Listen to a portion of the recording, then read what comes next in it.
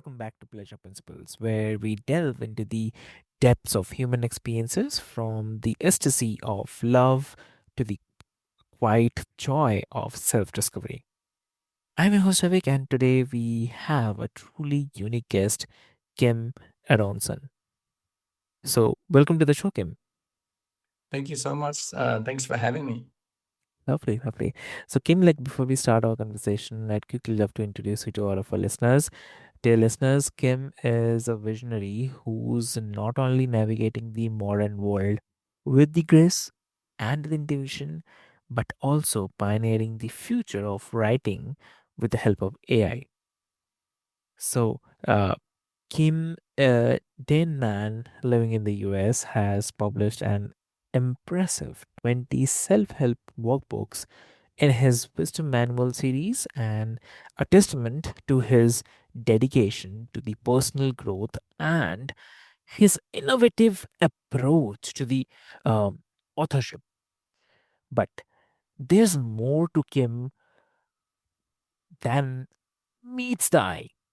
So he's an intuitive reader, yes, and coach who guides individuals towards a more conscious life, exploring the topics like love, relationships, dating, and the profound power of self awareness. So buckle up because we are about to embark on a fascinating journey into the mind of a modern day alchemist, where intuition meets AI and the pursuit of pleasure intertwines with the quest for profound meaning. So, welcome to the show. Okay. That was a beautiful introduction. Thank you. Thank you. Thank you, sir. Yeah. I like the I like the modern mysticist or modern alchemist, I guess you say. That I think that's pretty good. Although I don't know if I'm that modern, but I am using modern technology. And I will say that I do feel that, and I've used technology before to this. Now I can talk about that, but for me, technology is such an amazing tool to actually to get to know yourself as a self-development tool. Technology, you can put anything into it, and I've always for many years I've used technology kind of in a way to improve people's lives. And the way I did that, if you don't mind, I'm going to talk a little bit about what I did early on, because I don't come from technology at all. My background is actually working with kids, and eventually I took an art therapy education and did therapy with kids when I was back in Copenhagen, where I'm from. But when I moved to the US in '97, I got into web design and got into technology, just kind of because I was into design. And I'm not really a super technical person, but I'm good at learning. And so in the late '90s, I started to look at technology in another way. The internet was fairly new. And so I saw it as a way to communicate with people. And one thing you should know about me is that I'm dyslexic. I'm not a good writer. I can read and I can write a little bit, but I'm definitely not a good writer. So I have always used other forms of creative expressions to express myself. And so I have done paintings and drawings. And so when the internet came around, I was really excited about doing web design because it was a way for me to communicate with people. So in the late '90s, I started to do web design. And at that point, I got into creating just a small little simple social network website that I called Mandela, from the circle mandala. And it was back, I created it in Denmark in Danish, but I lived in the US, and it was sort of a way to give it back to my old country. And I created forums where people could, talk to each other, and they could send digital postcards and stuff like that. And I also created a little area where people could date each other. So a little dating site. I wasn't thinking much about it. I just added all these functionalities. And what happened was the dating area grew really fast.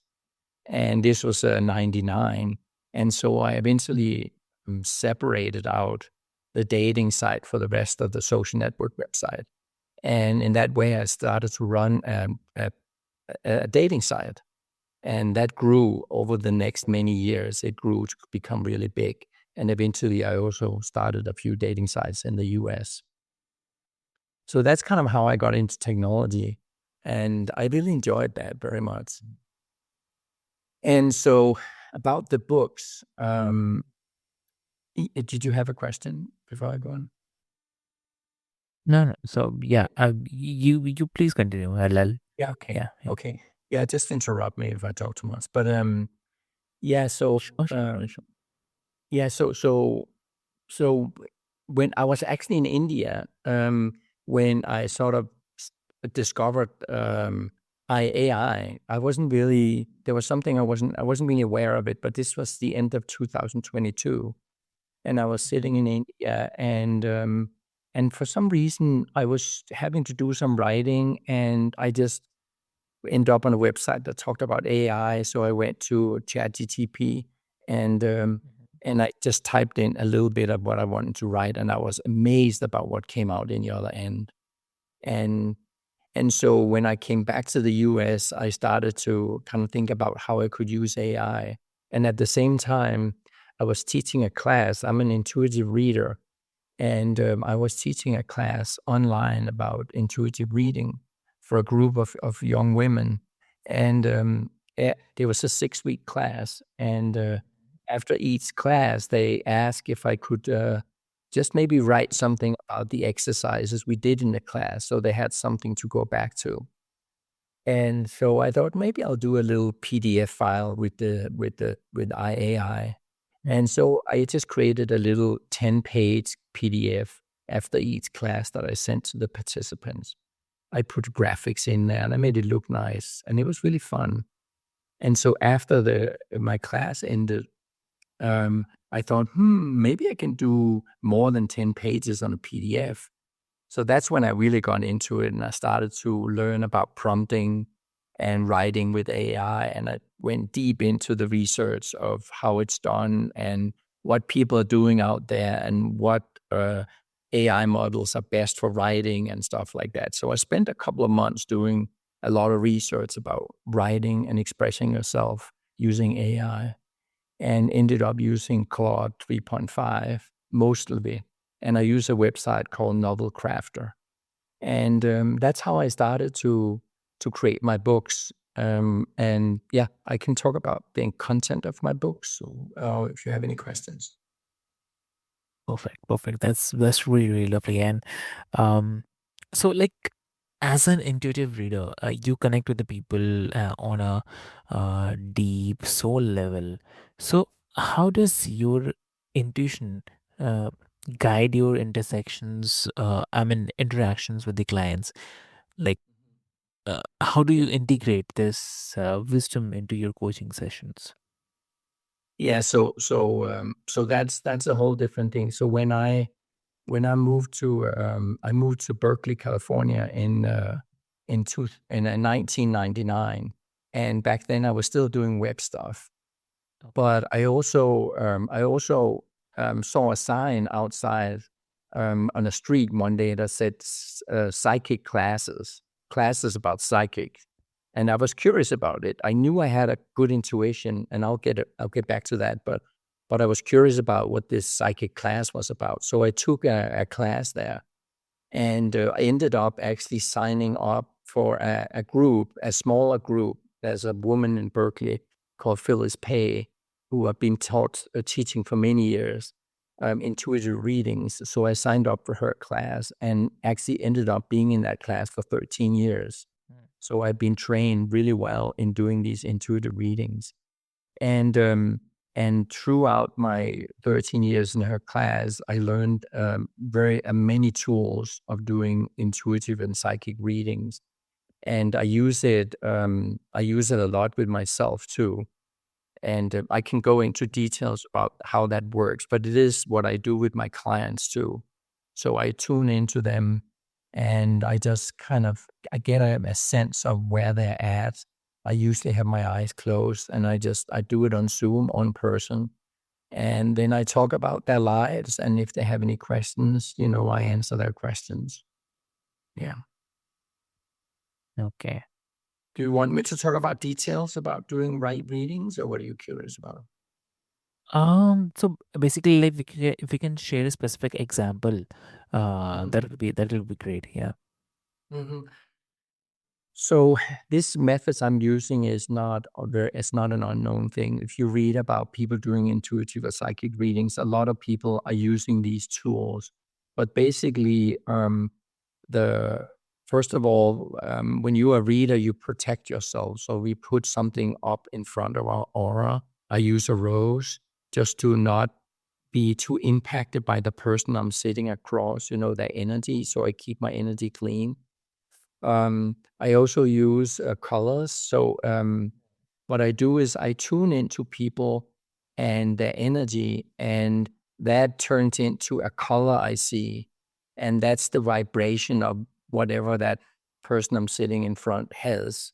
And what the goal of any reading, like every other work I'm doing also with my books, is to raise people's consciousness. Okay. So the way I do that is like you change the color a little bit to a little bit of a higher frequency than the one people have already. And the reason for that is, of course, to give them information that they're not aware of, but they can integrate when you tell them. So if you give them if you find a vibration that's too low for them, you will start to give them information that they already know. If you go too high, you will give them information that they can't integrate. So the idea is, or the trick is, to find a vibration that's just outside their present consciousness, but something that they can integrate. So that's basically how it works, technically wise. And I'm sitting in front of people, I'm closing my eyes, and the way it works for me is I see some images, but it's mostly a feeling I'm getting. Together with a little bit of images, it's for me it's a little blurry, like I don't see things very clear, but I get a good sense of whatever that is. And that could be pictures from their childhood, or it can be pictures from the present moment, or something that happened to them yesterday. It can be something in the future. So I talk about these pictures, and then slowly that gets me into whatever question they have or whatever information they need to know in the moment. And I've done this for since 2004, and I've had lots of readings. And I would say that it is the information I'm getting, like many other psychics, are very helpful to people and pretty specific to that person sitting in front of me. I have an example I can tell you that's kind of funny. I usually tell that shows that you're tuning into the right person. So I did a reading on Zoom with a woman, and we're sitting and we're talking, and I see her, on Zoom, but I have my eyes mostly closed. But she's sitting there and we're talking. She's sitting in a room, there's a wall behind her, and I'm telling her different information. At some point, I'm getting this sense of her having her head down in a car motor. She's kind of working as a mechanic or something. And this comes up. It doesn't feel like, I don't know why it comes up, and I'm not really trying to analyze it. I'm just telling her what I see. So I'm like, I'm seeing you working on a car. Are you a mechanic, or why do I get this picture? And she had no idea what that would be. I'm like, that's really strange. So when that happens, which happens sometimes, there's an information that she can't relate to, and I don't know any more information. So I just move on, which happens sometimes. So I move on and do the rest of the reading. And after the reading, we chat a little bit, because she's sort of a friend. So afterwards, I just want to see how she's doing and stuff. And then after the reading, I'm just asking her, "Hey, this thing about the mechanic and the car, that's kind of strange, because what do you think that was about? Maybe there was something." She had some insight afterwards. And she's thinking about it a little bit. And then she said, "I don't understand, but my husband is a mechanic, car mechanic." I said, "Oh, that's interesting." And then I'm like, "Wait, is he in the house?" Yeah, he's in the house. And in fact, she said, when you talk about the car mechanic, he was walking behind me, behind the wall. There's a hallway behind me. He was just walking past by me. So basically what happened was I picked up his energy for like maybe 30 seconds. And that's how the information come about. Wow. That's truly inspiring, I'd say, Kim. I mean, to be able to tap into that unseen realm and offer guidance with such profound impact is a gift. So Yeah. yeah, Yeah. and it definitely reminds us that, um, like there's more to the human connection than meets the eye, for sure. Yeah. Yeah. Yeah. We have to be careful of our logic mind. It's very practical, but also sometimes it gets in its way, you know?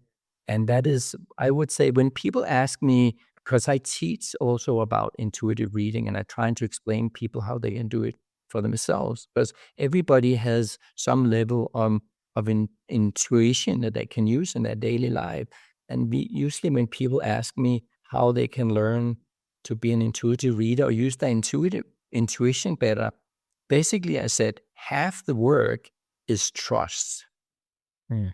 you know, because we all get these impulses, we all get these intuitions about something happening in our life, but a lot of time we just ignore it.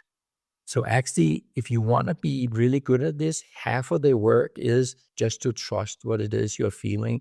If you do that, you are really far already. Lovely. Yeah, great, great. And also, so if I talk about the wisdom, so your wisdom manuals are deeply rooted in Jungian psychology. So Yeah.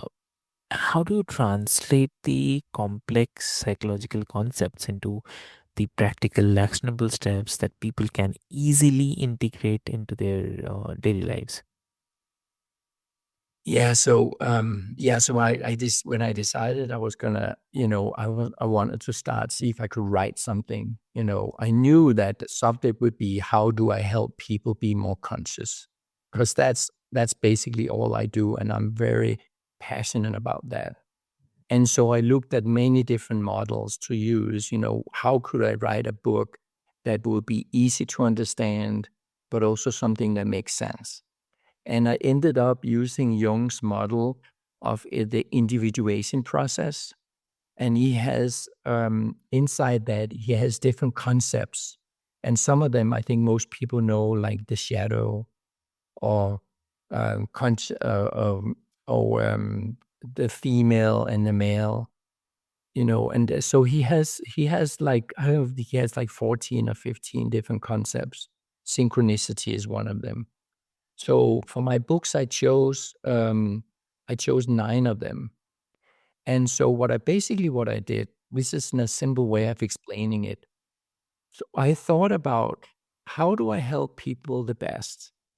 And basically, everything we do from when we get up in the morning till we go to bed at night, we can learn from. It doesn't matter if you're doing the dishes or you're going for a walk or you're biking or you're working or you're driving a car or whatever you're doing, you can learn from it. So that was the beginning of what I thought about. So I made a long list. Actually, I had ideas about 100 different books I could write. And the reason that I want to be specific about what it is, people, what the concept would be. Like, for instance, one of the concept I have is if you're single, for instance, right? So that's just that's a thing you are in life, right? You're single, or you're a mom, or you're a parent, or something. So it shows, okay, so you're a single person, and how do I match those 9 concepts of Jung's individuation process into being single? So I took one, let's say, so there's 9 chapters in each book, and each chapter is a concept from Jung's individuation process. So, for instance, if you're single, how do you use the shadow? So I worked with AI help. So I worked and find out what could possibly be, what kind of exercises, what kind of knowledge should people have if they are single and they want to be more conscious. And that's basically what I did. And so each chapter has a concept from Jung's individuation process, and then it has 3 exercises. And the exercises is about, for instance, with the case of the shadow, is how do you become more conscious about your shadow side as a single person? And so if you're single, one of the things is maybe you're looking for a partner, or maybe you're lonely. What kind of problems could you probably have that you want to solve? So that's how I match things up. So I have lots of different books about if you lose touch with your family, or if you are lonely, or if you're anxious, or you know, if you're driving a car is one of them. It's Yeah. so yeah. So I ended up creating 20 books, and when I was done with the 20, I sort of felt like I could keep going, but I wanted to go in another direction. So now I teach. I have classes called wisdom groups, where I'm actually starting one up in January, and I'm looking for people to sign up. And this is a place where people can learn more about how to reach their goals, how to find their passion. Perfect. Perfect. That's really, really awesome. I'd say that, I mean, it's definitely a great point. Like making complex ideas accessible is the true art form. So, uh, Mm. yeah, yeah, great. And also, like for those who are listening, what's the one key takeaway from our conversation that you'd like them to ponder or implement in their own lives? Mm. That's a really good question. Mhm. I think I feel that the most well, I there's two things. One of the most important things is if they get an insight, they should trust it and act on it. Mhm. Like, we get so many information all the time, but we kind of reject them. But, trust that if you get a feeling about something, or if you get a certain insight about something you should do in life or not doing in life, you know, t- take it serious and act from it, act out of that knowledge that you just get, because we get so many insights all the time. We are constantly we constantly on our unconscious is constantly talking to us, and it wants to listen. It wants us to listen. So take yourself serious. That's really important thing. That will change your life, I would say.